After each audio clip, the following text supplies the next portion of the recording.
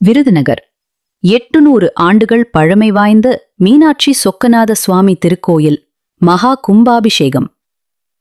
விருதுநகரில் 800 ஆண்டுகள் பழமை வாய்ந்த அருள்மிகு ஸ்ரீ மீனாட்சி அம்மன் உடனுறை சொக்கநாத சுவாமி திருக்கோயில் மகா கும்பாபிஷேகம் விமரிசையாக நடைபெற்றது.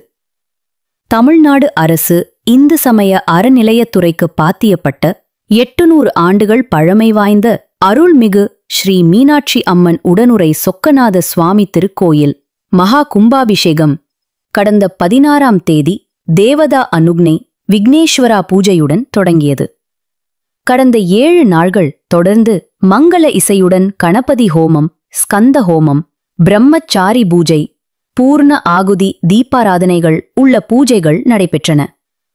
கும்பாபிஷேக தினமான இன்று அதிகாலை மங்கள இசையோடு 6ஆம் கால யாக பூஜைகள், பூர்ணாகுதி தீபாராதனைகள் நடைபெற்று கடம்புறப்பாடு நடைபெற்று வேத விற்பன்னர்கள் வேத மந்திரங்கள் முழங்க ராஜகோபுரம் மற்றும் புதிதாக கட்டப்பட்டுள்ள விநாயகர், முருகன், நடராஜர், சண்டிகேஸ்வரர் கோபுர விமானங்களுக்கும் காலை 7:10 மணி அளவில் புனித நீர் ஊற்றப்பட்ட தீபாராதனையுடன் மகா கும்பாபிஷேகம் நடைபெற்றது.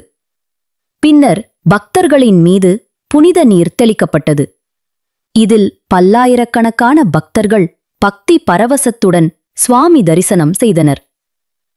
கும்பாபிஷேகத்தை முன்னிட்டு பக்தர்களுக்கு வழங்கப்பட்ட அன்னதானத்தை மாவட்ட காவல் கண்காணிப்பாளர் கண்ணன் தொடங்கி வைத்தார். இதனைத் தொடர்ந்து இன்று மாலை 5 மணிக்கு மீனாட்சி அம்மன் உடனுறை சொக்கநாத சுவாமிக்கு திருக்கல்யாண வைபவம் நடைபெறுகிறது.